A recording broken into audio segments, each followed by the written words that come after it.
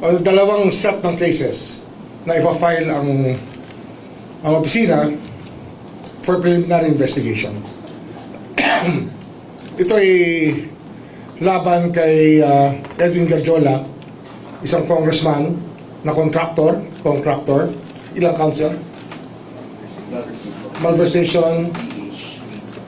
Pero how many counts? Maraming 20 plus counts of malversation. And then yung sa kabilang banda naman, yung isang kaso ipa-file natin, iba naman ang kanyang tema, ay laban kay Leandro Leviste at kay Senator Loren Legarda. Leandro Leviste and Senator, sa nanay niya, kay Senator Loren Legarda. For PI. Regarding po saan? Yung unang kaso, contractor yon, yung yung mga ginawa niya na self-dealing sa loob ng Kongreso, tsaka yung trabaho na hindi dapat ginagawa ng isang congressman, ay ginawa niya. Alam na, contractor, di ba? Alam niyo na yan, conflict of interest, 3H, Republic Act 3019. Yung kay Leandro Leviste naman, ay mabigat na kaso kasi yung kanilang pagkahawak na eksklusibo sa solar ay talaga nagdulot ng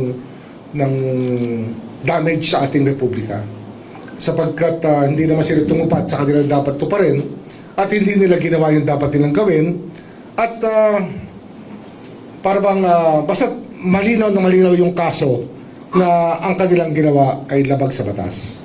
At ang laki nang nawala sa ating mga Pilipino sa pagkakasalansan ng solar empire ni Leviste, na ang nangyari naman ay binenta lang. Hindi naman talaga tumupad sa papakuryente ng ating republika. Kasi kumuha sila ng exclusive exclusive service contracts na sa buong Pilipinas, na sila lang ang maaaring mag-produce at gumamit at magbenta ng solar energy, na talagang taliwas naman sa batas ng Diyos. Kasi ang araw ay para sa lahat ng tao. Sila ngayon parang sila ang naging nagmamayari ng araw, ng power ng araw, para to the detriment of to the exclusion of other Filipinos and other investors. Sir, kay Loren na involvement paano? Kay Loren, kasama siya, siya kasi hindi naman makukuha ng 21 lang si Leandro nun eh. Yung prangkisa na exclusive, kung hindi tinulungan ng nanay niya na chairman ng Finance Committee ng Senado. Parang appropriations siya ng House, Finance Committee ng Senado. At ginamit niya yung kanyang posisyon para makakuha ng prangkisa yung anak niya. Sir, anong charges po yun? Yung kay microphone? Ano po Evan Alvarez po, UNTV. Ano pong charges yung APPI po kay Senator Loren and Representative Leandro? Plunder, tapos sa 3019, 3H, 3I, 3E. Conflict of interest is one of them. Ombudsman, good afternoon po. Isa Umali from DCWB. What if sabihin po ni Congressman Leviste na pinupolitika siya, kaya ngayon po ay siya isa sa ilalim sa... Masusi namin pinag-aralan to kasi this is a very novel case. Hindi ito basta-bastang maiisip na dapat gawin. Pero pag pinag-aralan mo yun nangyari sa ating energy sector sa Pilipinas, talaga nag-suffer tayo sa ginawa nila. Kasi nga, nung ang buong mundo ay nagsosolar na, ang China at ang lahat ng buong mundo ay nagsosolar na, dito, kinuha nila yung exclusivity na solar. At saka may mga project talagang hindi matuloy-tuloy at hindi on stream, hindi magamit dahil pinipigilan sila ng Department of Energy dahil merong exclusive contract. Nangyari nga sa lalawigan ng Cavite. Nagkaroon kami ng isang 80-hectare solar field. 40 ba? 40 to 80 hectares sa loob ng EPSA na hindi na bigay ng feed-in tariff ng FIT dahil may exclusive na ang mga itong exclusive franchise na dapat dumaan ka sa kanila para makagamit ka ng solar. Sipin nyo yun, para makagamit ka ng araw, magpapaalam ka sa kanila.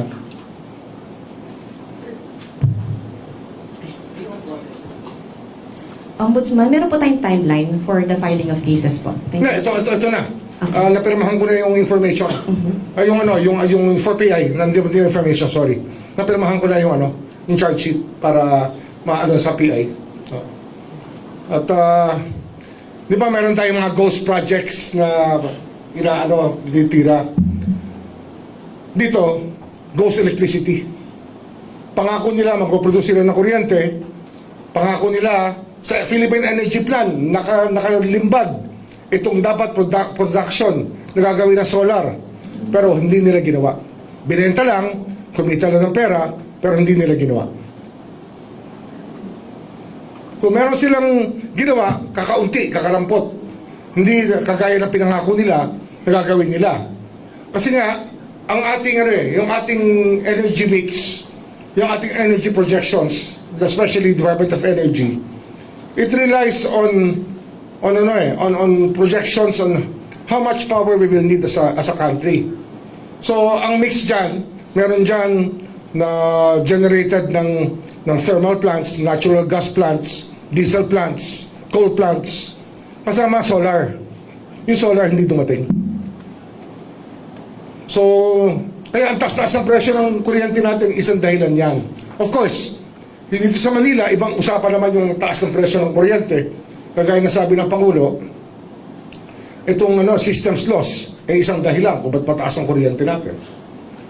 Pero itong solar na to, na dapat pinroduce at in-accomplish ni Leviste sa kanyang pagkakuha ng prangkisa, ay hindi, naging ghost electricity.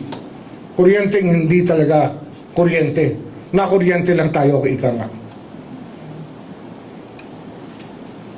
So just to clarify, Sir, Eric from Inquirer po. Just to clarify, yung plunder and graft po, both Legarda po and Leviste? Yes, both. Both. Then sir, may amount po ba tayo? How much amount yung involved dun po sa mga content? 10 billion. 10 billion. Thank you po. 10 billion. Pero bukod pa yan sa projected na damage talaga sa atin. Hindi, yung 10 billion, yun lang yung sa contract lang yan no? Pero yung nawala sa atin ay hundreds of billions sa ating mga Pilipino. Hi sir, good afternoon po. Sir Joseph sa GMA. Sir, I understand si Secretary Green filed a complaint sa DOJ. How are the two related? I mean, independent ba ito sa atin or maybe final na si Sec Green eh? Yan final ba sa atin? So, Is it part of the Leviste investigation? Sa DOJ siya file. so sir, ito po ay Iba to. independent investigation. Ito, for government officials to, balik, di ba? Ombudsman jurisdiction to. Okay, so sir, since mag-PPI na tayo, the may findings ng plunder, so when did we start the fact-finding? Matagal na to. We started this. I gave instructions as early as November about this. Okay. Pero we started it January. Kasi nga, sa dami ng pinaprioritize ng opisina tungkol sa mga kaso, especially flood control. Yan lang po mag-ina, yung dalawa dun. Marami pa, pati si Secretary Cusi is part of it. So tatlo sir, at least three personalities. 3 key personalities, pero marami pa iba. So sir, ang for PI natin, tatlo tayo sir, or dalawa muna? Anong tatlo? Sa QC. Okay. Secretary Cusi. Okay, yun muna sir. kaya pala kuda ng kuda tong solar boy na to ha, etong si Lepiste. Ha, kasi meron palang pinagtatakpan. Kaya pala banat ng kung ano-ano at kung sino-sino ang dinadawit sa korupsyon kasi siya pala mismo ang may ginawang katarantaduhan sa ating gobyerno. Alam nyo, ngayon ko napagtanto lahat ng mga kumakampi sa mga Duterte ay may mga pansarili talagang interes. Etong si Lepeste, gusto nito na makaligtas sa kanyang kontratang pinasok na hindi naman niya tinupad. Alam nyo ba, Kaya po mahal ang kuryente sa Visayas at sa Mindanao dahil dyan sa tukmol na yan. Hindi niya tinupad yung solar project na dapat sana ay makakatulong, makapag-generate ng kuryente para bumaba po ang presyo ng kuryente dito sa ating bansa. Minopolyo niya ang solar industry dito sa Pilipinas. At siya lamang ang sole distributor ng solar energy. Walang ibang pwedeng pumasok diyan. Kaya pala ganyan siya. Kung ano-ano mga pinagkukukuda, kung ano-anong mga katrantaduan ng ginagawa para mapagtakpan niya ang sarili niyang kabugukan. Diba? Kaya pala nangaagaw to ng papeles at mga files doon sa opisina ni Yusek Cabral. Kasi ang gusto nito, mailigaw ang kanyang mga katarantaduang ginawa at ma-focus sa ibang tao. Imagine niyo po, 21 years old, makakakuha ng ganyang kalaking proyekto sa ating gobyerno nung panahon ni Digong. Di syempre dahil sa impluensya yan ng kanyang nanay. Kaya magsama sila sa kulungan. Deserve nila yan. Marami pong gigil na tao dyan, dyan sa Lepeste na yan. Siya po ay naging napakalaking peste dito sa ating bayan dahil po sa ginawa niyang katarantaduhan na yan. Ang ganda ng layunin. Gamitin ang haring araw para makapag-produce ng kuryente na renewable energy. Araw-araw nandiyan. Pero ang ginawa ni Lepeste, kanyang sinolo ang araw at bawal gumawa ng mga solar energy farming. Ang ibang kumpanya kung hindi dadaan sa kanya. Tanging siya lang ang may karapatan sa araw. Imagine niyo po kung gaano po kaganid ang mag-ina na yan. Kaya po hindi na po katakataka na talagang yung mga yan ay ang gusto nila at gustong gusto nila na maging presidente at kanilang kinakampihan po para maging presidente ay walang iba kung hindi si Sara Duterte. Kasi nga po, syempre kapag si Sara Duterte na ang naging presidente, ligtas si Solar Boy, ligtas si Solar Ma'am. Diba? Yan po ang katotohanan niyan. Yan po ang talagang dahilan kung bakit itong Lepeste na ito ay puro ingay, puro kuda. Kung kani-kanino ginagawang issue, katulad niyan kay Senator Ralph Recto, gusto niya na taniman ng mga chika babes. Etong si itong ating secretary Ralph Recto, para nga naman ito ma-issue kay Vilma Santos.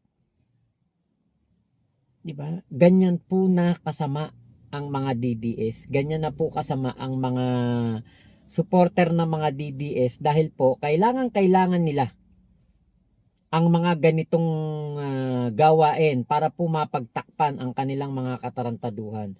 Imagine niyo pati yung mga nahuli doon sa human trafficking case na etong mga high class po na mga chika babes parang ipapain dito kay Secretary Ralph Recto para po magawaan ng issue, para po masira si Ralph Recto. Ano ba naman ang akala nitong si alam niyo sa totoo lang nung napanood ko nga yan sa TV, sabi ko napakabagito naman ng ganung plano.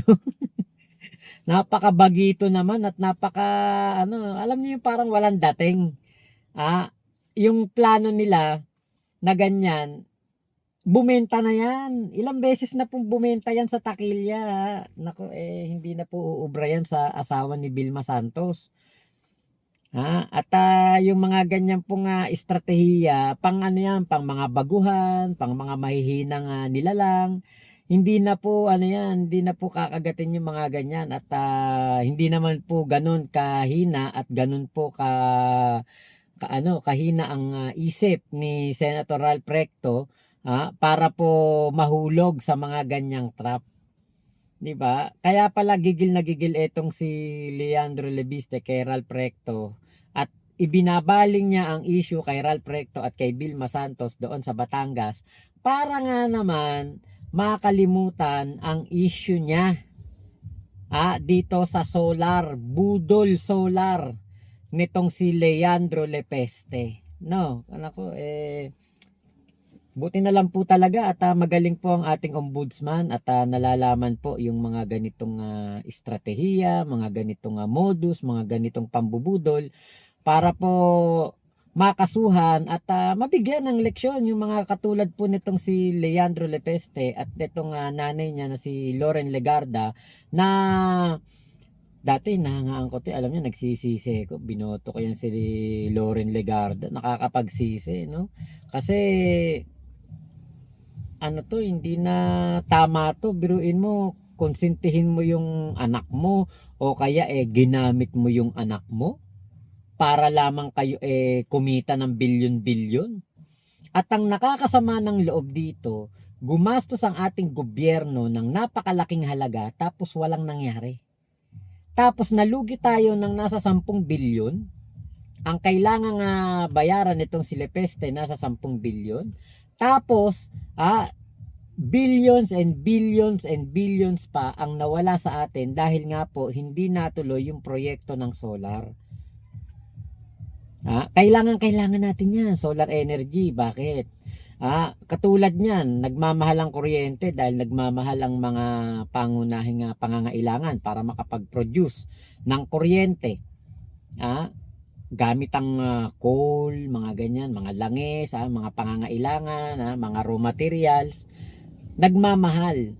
Tapos, meron pala tayong dapat na mapagkukunan ng murang kuryente pero hindi tinupad nitong si Lepeste. So, tayo po ang naperwisyo, tayong mga Pilipino. Tapos, sinasaluduhan, inaaminan pa yan ng mga DDS, yung tukmul na yan, si Solar Boy. Naku po.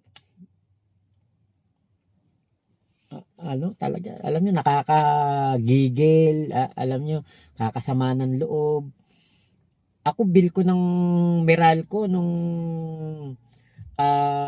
mga nakaraang taon, parang nagbabayad lang ako 4 to 5,000. 6,000 malaki na. Laking-laki na kami doon kapag 6,000. Alam niyo po ngayon normal na lang po yung 9,000, 8,500, 8,800. Normal na lang sa amin. Kasi nga po syempre parang kumbaga hindi naman nagbago ang mga kagamitan namin. Hindi naman nagbago yung mga oras ng bukas ang aming mga appliances. Actually nagtipid pa nga kami. Pero ganun pa rin po, mataas pa rin ang bill ng kuryente namin dahil pala sa tukmul na to. Solar energy, 'di ba? Dapat lahat tayo nakikinabang diyan. Pero sinamantala nitong tukmol na si Leandro na ito, ang kapangyarihan ng araw, ginawang negosyo, nagpakaganid at ngayon, ingay ng ingay dahil pala ayaw masilip ang kanyang sariling kabugukan. Naku po mga taga Batangas, naku wag niyo na pong ipanalo yan.